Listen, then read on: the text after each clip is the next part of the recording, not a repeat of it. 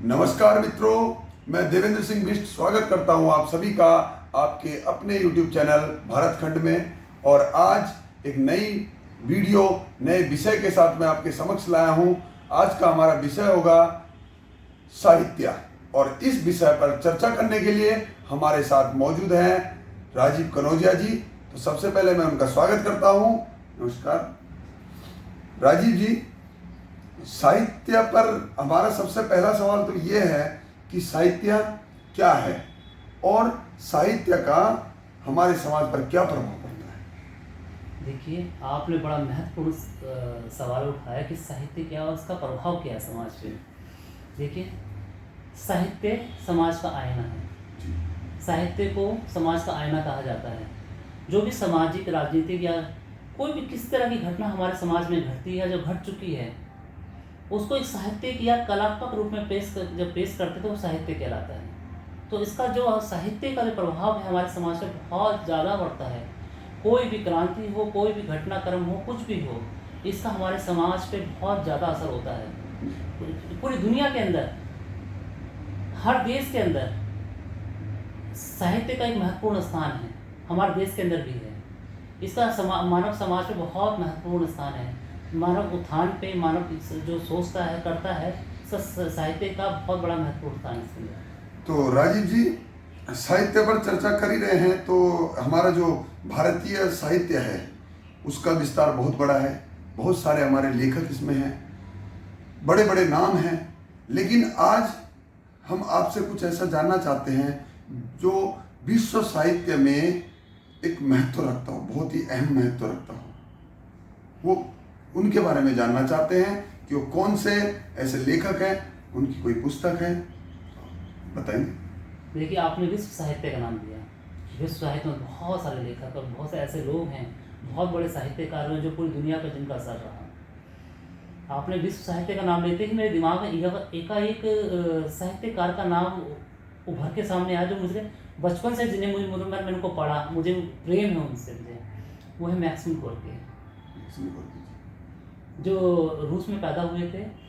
और पूरी दुनिया के अंदर अगर आप बोलोगे सामाजिक और राजनीतिक जिनकी सोच का असर पड़ा, मतलब जिनकी किताबों का असर पड़ा पूरी दुनिया में, मुझे पहली पंक्ति में मुझे खड़े नज़र आते हैं मैक्सिम गोर्की। पूरी दुनिया में इनकी किताबों का बहुत असर पड़ा है इनकी। तो कोई इनकी पुस्तक, जो उपन्यास हो, कोई कृति हो जो आपको इतना प्रभावित की, जिससे पढ़ने के बाद आपको इनके बारे में अधिक जानकारी जुटाने में के लिए जिसने आपको प्रेरित किया, कोई ऐसी पुस्तक कोई आप बताइए। देखिए, इनकी तो कई किताबें हैं, कई नाटक हैं जी।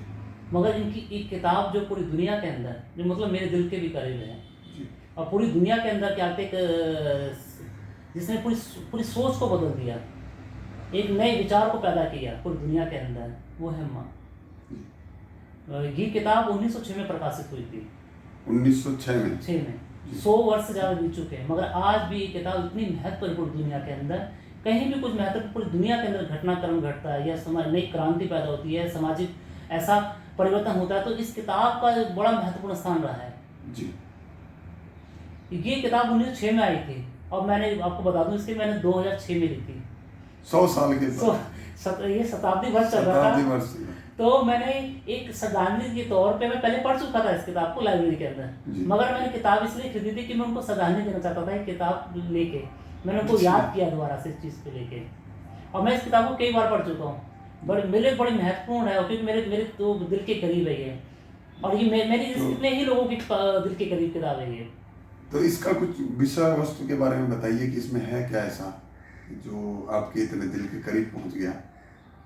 देखिए, ये जो किताब लिखी गई है, ये उस दौर में लिखी गई है कि मैक्सिम गोर्की का जन्म 1836 के आसपास हुआ था, और उस ज़माने में ज़ार का शासन था, और ज़ार के शासन के दौरान रशिया के अंदर किसानों पे बहुत अत्याचार हुए, गरीब लोगों पर बहुत अत्याचार हुए। तो जो मैक्सिम गोर्की ने जो देखा, झेला, जो महसूस किया, इस किताब का आधार बना है वो एक किसान क्रांति, जो कहते हैं कि लाल चौक की जो क्रांति है रशिया की, ये इस किताब के कारण जो पूरी रशिया में एक नई चेतना, नए विचार आया, इस किताब का बहुत महत्वपूर्ण स्थान है जी। इस किताब को आधार माना जाता है रशिया की क्रांति का। मैं इसको आपको बताता हूँ कि ये कितनी एक छोटी सी घटना बता दीजिए जो इससे आपको इतना प्रभावित। ये इतनी महत्वपूर्ण की किताब थी, मैं बताता हूँ इसके बारे में।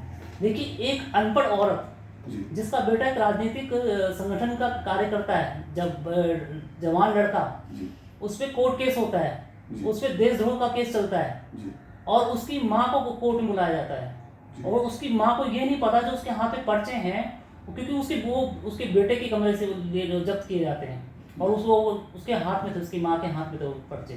तो उसकी माँ को, वो अनपढ़ थी, उसको ये नहीं पता उसमें लिखा क्या है कि ये जार के विरोध में है या समर्थन में है, उसको बिल्कुल नहीं पता था।